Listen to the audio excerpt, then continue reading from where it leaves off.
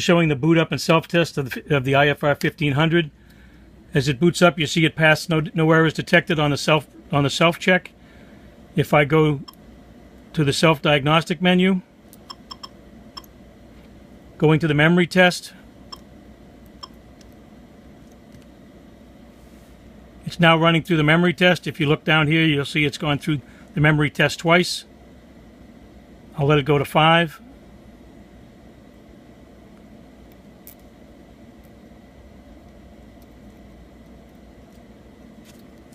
No errors detected. If I go to the CPU test, which is 4,